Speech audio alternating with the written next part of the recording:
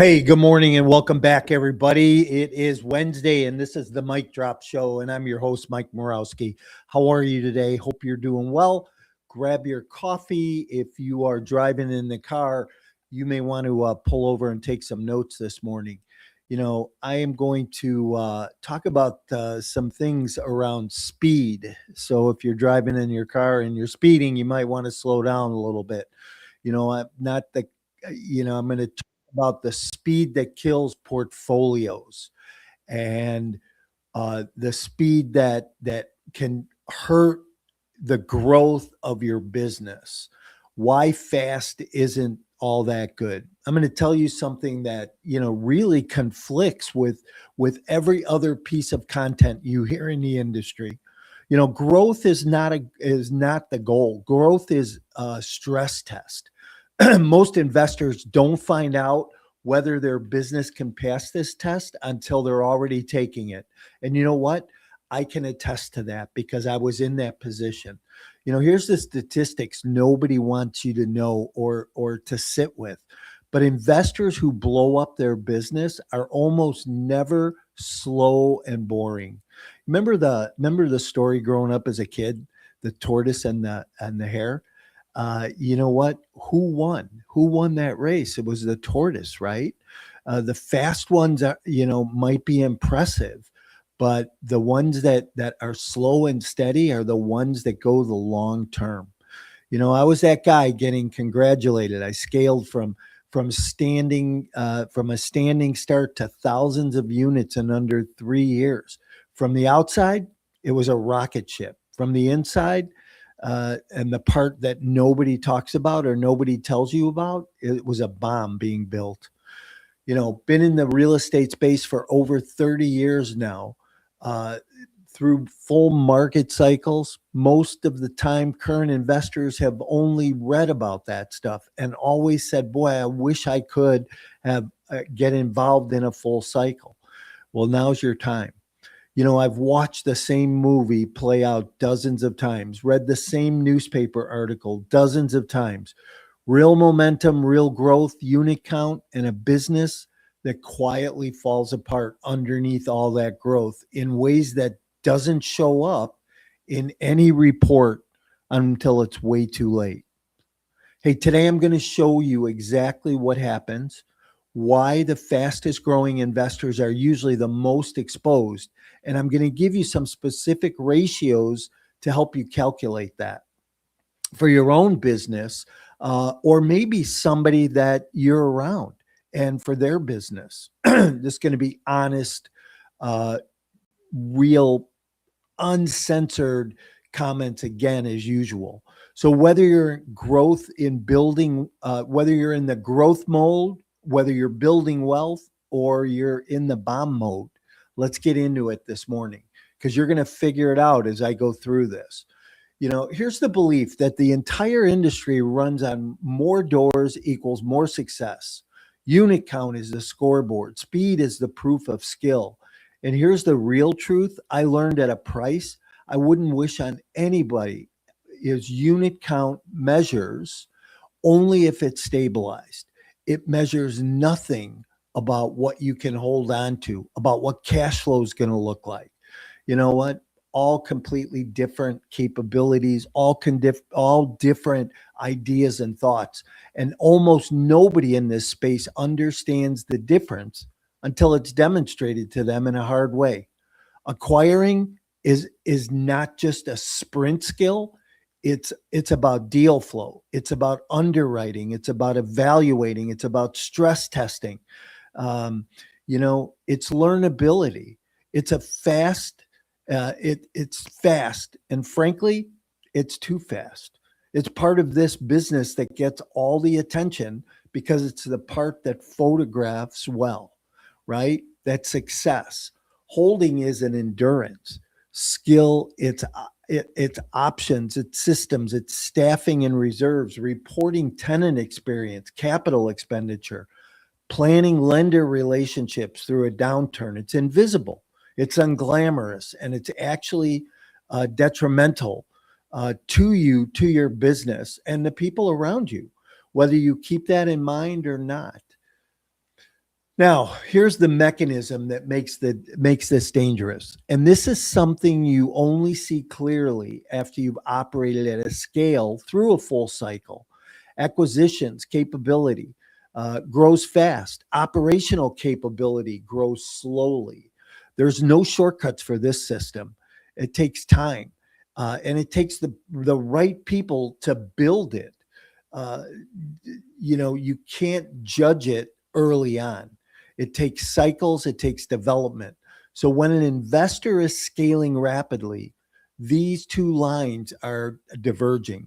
Acquisitions racing ahead, operations grinding along way behind. Let me repeat that again.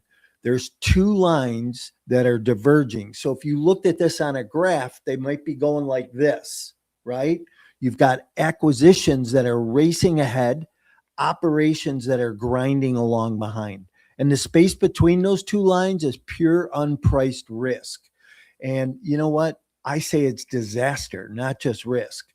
The market doesn't change for you uh, right away. That's the trap that we all fall into. That market's going up, up, up. In good conditions, the gap costs you almost nothing. Here, let me just back up for a minute and tell a little story. So I got into business. I bought my first 11 unit multifamily deal. We raised the capital for it, and it was great. And we raised the capital so fast, bought that deal, but we raised enough capital to go buy our second deal, a 64 unit. And then we bought 187 units. And then before we knew it, we bought 2,500 units in 1 year in 2007, just as the market was starting to come over the top and the tailwinds. You know what? I felt brilliant. I felt like I was on top of the world, like I could do anything. The fact of the matter is, though, that if you're not watching the metrics and you're not watching the fundamentals, and if you're not paying attention to the detail, which you can't at that scale, when you buy 4,000 apartments in a 30-month period, you can't possibly pay attention to that scale. Uh, the industry calls that blow ups, bad luck, bad timing. You know what? I've just seen it with good operators and bad operators. It's just straight out wreckage. You know, I stood there in unbelief, wondering what had happened. But it's the gap that was visible early on, but nobody paid attention to it, because I certainly didn't. And I bet that if you're in that position today, you're not paying attention to it either. Most investors don't know where to look. That's what the rest of this episode is going to be for. So before I give you the framework, you need to understand why smart, capable people miss this. It's not carelessness. It's fast growth generates, four specific illusions. They're fooled by experienced people all the time. I've been fooled by others around me, and thinking that they excelled really well when it was just years of experience, right? And it was market cycles. Illusion one. Let's start here. Revenue growth masquerades as health. So when your top line is growing 40, 60, 100% a year, every chart points up, to be right. But growth stages revenue, really hides deteriorating units. Uh, economic uh, Economic beautification. Your expense ratios can be quietly worsening on every property because you're paying attention to growth and moving forward. I've reviewed portfolios where the operator was genuinely shocked to discover that their oldest properties were the ones that had been their management or under management the longest, were the worst performers. Think about what that means. Their management was subtracting value over time, and the growth was hiding it. All right. Illusion number two: activity masquerades as control. So, you know what? We get into this place where we're busy and we're thinking we're checking things off of our to do list, and, we're getting to the easy things on our to do list. And that masquerades as control, like I'm in control, like I know what's going on. Healthy operators have a list. The dangerous ones go quietly.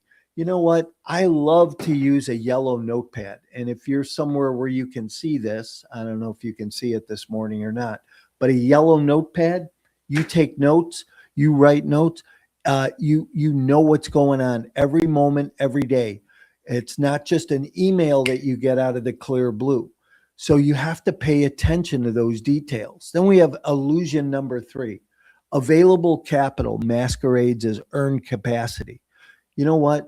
When we were scaling at the level we were scaling at, people were throwing capital at us. Banks were throwing money at us. We couldn't buy enough property fast enough. And you think you're a hero because you can do that.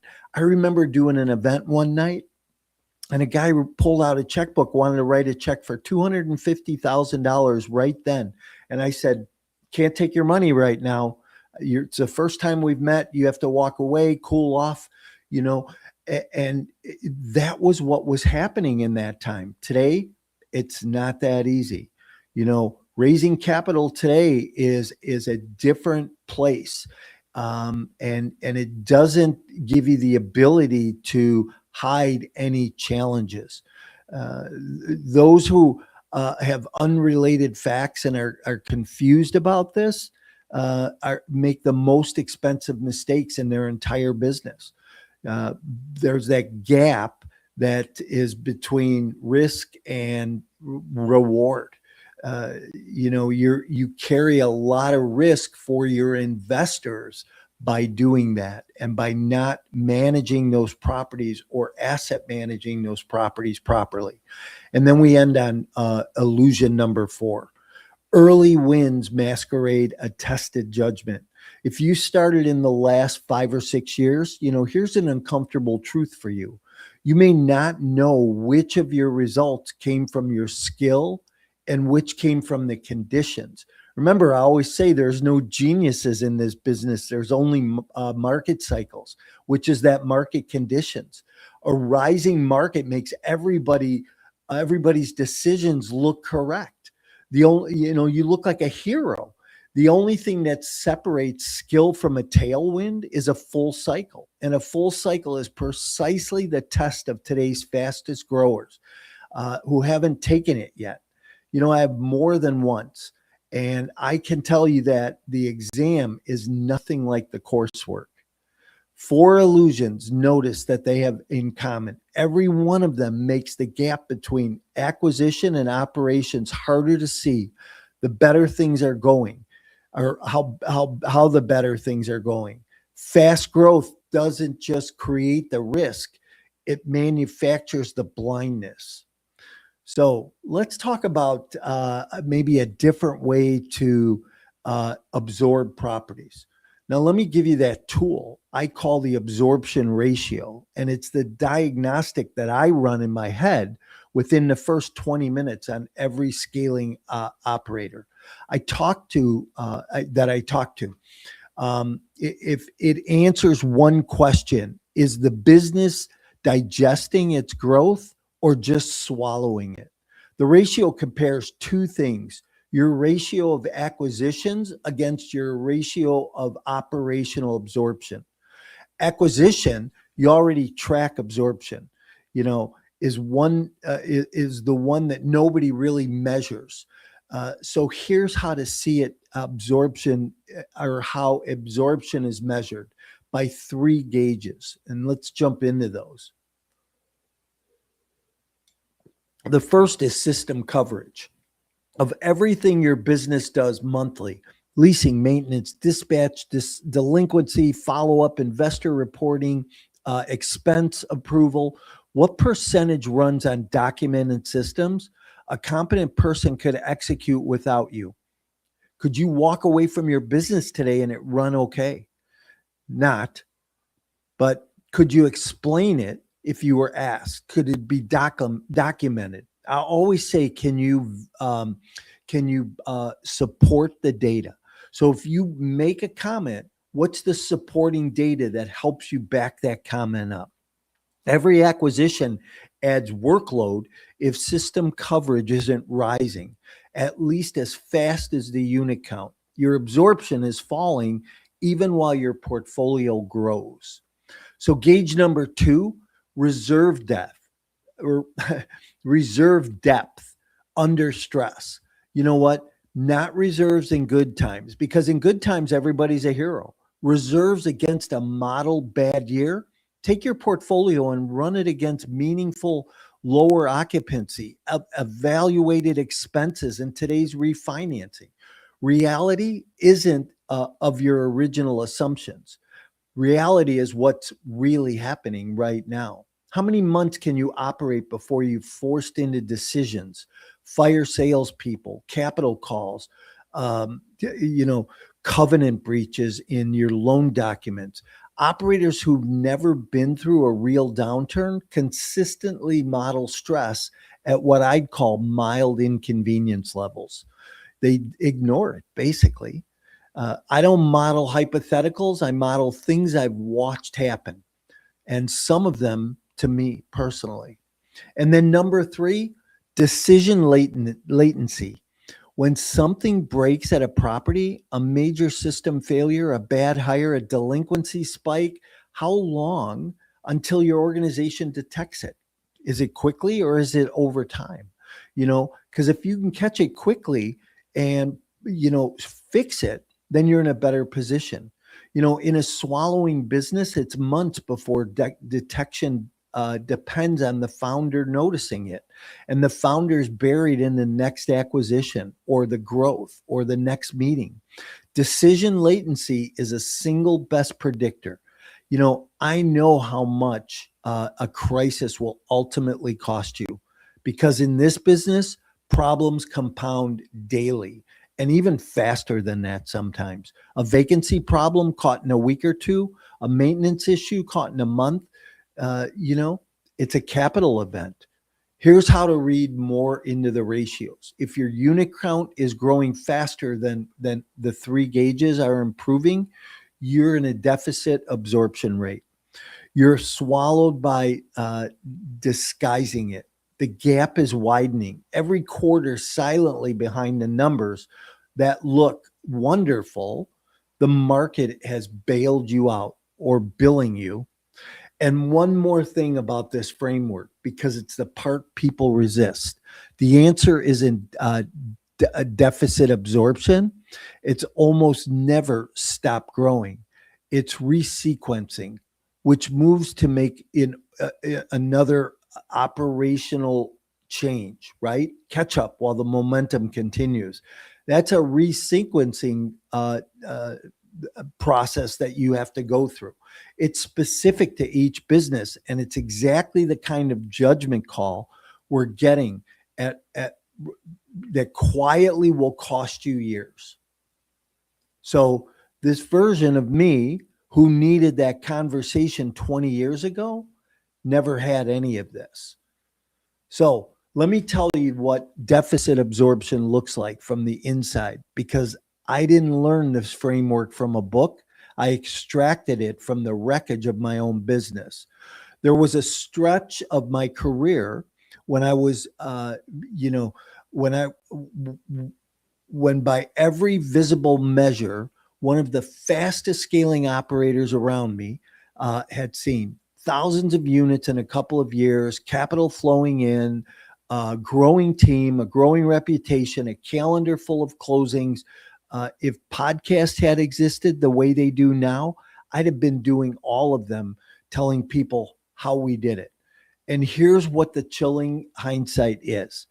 I wasn't reckless by the standards of that time. I was diligent. I worked consistently at my properties. I worked consistently at growing. Every individual decision I was made was defensible. That's the part I need you to hear. Defending the absorption. It's not what you're built on out of dumb decisions. It's built on reasonable decisions made faster than underlying business can metabolize them. My system's coverage was low, but I compensated by being everywhere, which felt like strength and actually the single point of my failure. My reserves were adequate for the conditions I had experienced, which turned out to be very different in the long term than the conditions that were coming, because of the conditions that were coming. My decision latency was fine when I had dozens of units that were occupied. When I had thousands of tenants that were paying their rent on time, every gauge was fine. I taught you, I want to teach you to see the flashing red light, right? And I couldn't see a single one of them at that time, even when people told me lights were flashing red around me. Then the cycle turns just like that. And everything I've described are hidden in the gaps. And where you have to look today is in those gaps. What I did with those years was learn. I had an education, was very experienced. I took the ratios that I had missed and reevaluated them. I rebuilt from zero to climb again, slower, more manageable this time. You know what? I watched in every gap, in every crack, in every place that things could hide. And today it's different. I stood in the gap between the recognition that cost me previously and the conversations I have to have today. And what it cost me to acquire everything back then, today, it's costing just as much to gain it back again. This is the entire reason I do this work, because I love to help. I don't want to leave you with all the cautionary tale and let me describe the other side, what it looks like in business and absorption. I help build this pattern enough times, and now I describe it precisely because I want you to be aware of it. Um, you know, Disguising operators growing in the pulse, not in curves. They acquire their properties deliberately, hold while operators consolidate, build systems. They acquire again from a stronger base. From the outside, it looks slower, but you know what? That pace is better. It's dramatically better. Operators build their second layer early before portfolios strictly require them to rebuild. This feels expensive in the short term, but in the long term, it's the single biggest ROI you can have in scaling your business. Operators test reserves for strategy, and the distinguished operators uh, have serious ones. They maintain outside perspective from their own business, not just cheerleaders, but people who can look in, almost like a board of directors, right? The operators at the very top of this business pay significant money for exactly that. They function at a higher level because they have a coach, because they have a mentor. The ones in the middle think they have it all themselves. They're following that wave. They're following the increase in the market. So let me compress everything for you, and just a couple things I want you to remember. You know what? It's not about unit count. It's about durability. Those are different skills. They grow at different speeds and different paces. Between them is unpriced risk. Remember, I talked about unit count going up, deterioration going down, that space in the middle. That's that risk factor you look at. All at once, you find yourself in the worst possible time. Fast growth manufactures those four illusions. It masks economics. It masks control, capital growth. You might see early wins, but the long term, it's not there. So if you're in a deficit and you need to answer some other questions, then maybe you need to reevaluate where you're at today. It's resequencing your business, which is a judgment problem, not an informational problem. I built this episode from the most expensive education of my own life, the first climb, the collapse, and the rebuild. That is why I can spot deficit absorption in 20 minutes of conversation. And that's why operators I work with get to skip the tuition I paid. One thing I've learned across 30 years and two full builds is that multifamily investing rewards good judgment far more than it rewards speed.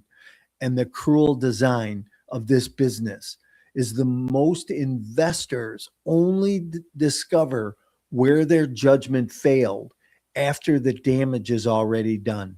When the gap has been priced, the operators have narrowed, and every remaining move is defensive.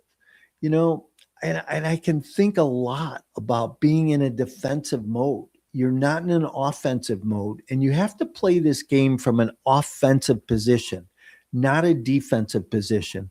When you're in defense, it doesn't give you enough time to think, and you need that time to think.